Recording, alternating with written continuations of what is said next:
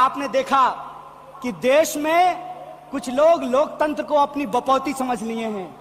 आपको मालूम नहीं है भारतीय राष्ट्रीय कांग्रेस का इतिहास।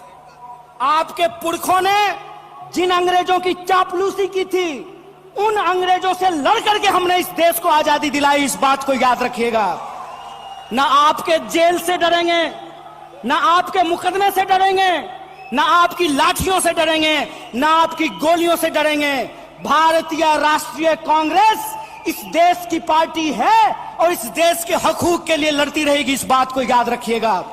सरकार क्या करेगी, यह सवाल मैं पूछना चाहता हूं इस देश के नीति निर्माताओं से कि अगर एयर इंडिया नहीं होगा, जब देश में नहीं होगा एयर इंडिया, तो आप बताइए क्या करेंगे ज्योतिरादित्य सिंधिया?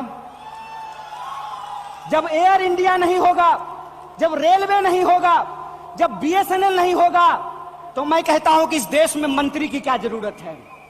जब देश में जनता नहीं होगी, तो फिर इस देश में सरकार की क्या जरूरत है?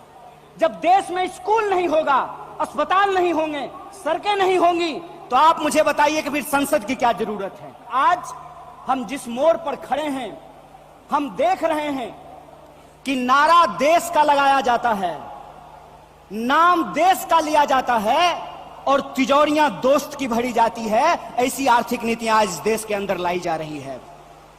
मेरा एक सीधा सवाल है इस देश के हुक्मरानों से, कांग्रेस पार्टी का एक आम कार्यकर्ता होने के चलते, कि ऐसी कौन सी ऐसी नीति है कि देश गरीब हो रहा है? हमारा आर्थिक आंकड़ा हमको बताता है कि देश में सबसे ज्यादा बेरोजगारी है आज के वक्त में। कोई ऐसा सेक्टर नहीं है जहां बेरोजगारी सर चढ़ करके बोल नहीं रही है। आप तमाम सर्वे उठा करके देख लीजिए, लगातार अमीर और गरीब की खाई बढ़ती जा रही है। इस देश के संसाधनों पर मुट्ठी भर लोगों का कब्जा होता जा रहा है। वैसी परिस्थिति में जो देश की संकल्पना है, जिसको महात्मा गांधी ने देखा है, जिसको मौलाना अबुल कलाम आजाद ने देखा है, जिसको सुभाष चंद्र बोस ने देखा है, जिसको श्रीमती इंदिरा गांधी ने देखा, जिसको स्वर्गीय राजीव गांधी ने देखा, जिसको इस देश की संविधान ने इस रूप में वर्णित किया है कि देश देश के लोगों से बनता है। जब देश देश के लोगों से बनता है, तो आप मुझे बताइए कि देश कैसे गरीब हो रहा है और देश के दो चार पूंजीपति कैसे अमीर हो रहे हैं? यह कौन सी ऐसी जादू की छड़ी है जो मौजूदा सरकार चला रही है?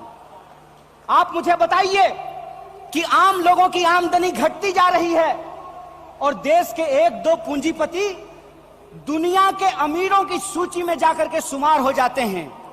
मैं यहां यह बात स्पष्ट कर देना चाहता हूं, हमारी पार्टी अमीरों के खिलाफ नहीं है, हमारी पार्टी पूंजीपतियों के खिलाफ नहीं है, हमारी पार्टी उद्योग धंधों के खिलाफ नहीं है, हमारी पार्टी उद्योगपतियों के खिलाफ नहीं है। लेकिन हम ऐसा देश नहीं चाहते हैं जहां आम लोगों के पास रोटी नहीं हो और प्रधानमंत्री के पास चलने के लिए 8,500 करोड़ का विमान हो।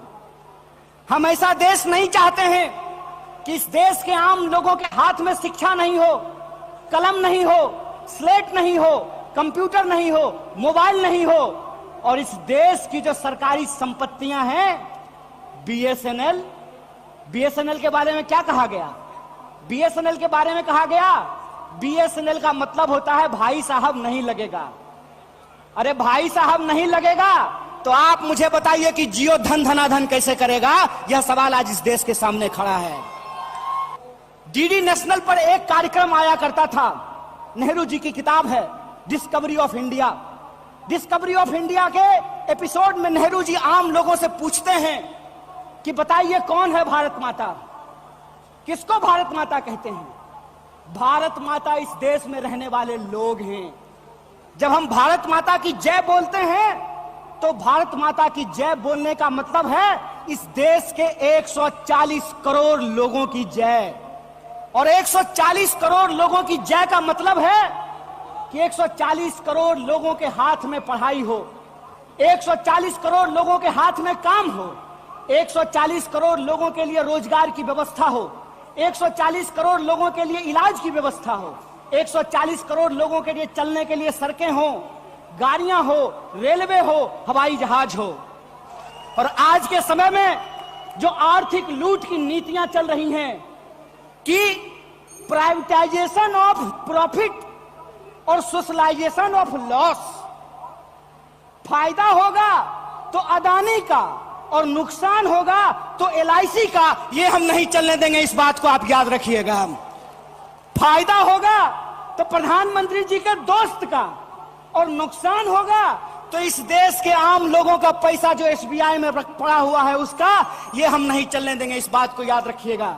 इसीलिए हमारा पॉलिटिकल और इकोनॉमिक रेजोल्यूशन ये है कि भारतीय राष्ट्रीय कांग्रेस इंडियन कॉन्स्टिट्यूशन का सेफ गार्ड है। हम इंडियन कॉन्स्टिट्यूशन के पहरेदार हैं। हम इंडियन कॉन्स्टिट्यूशन के असली चौकीदार हैं। इस बात को याद रखिएगा। और इंडियन कॉन्स्टिट्यूशन इस बात को रिजॉल्व करता है, we the people of India.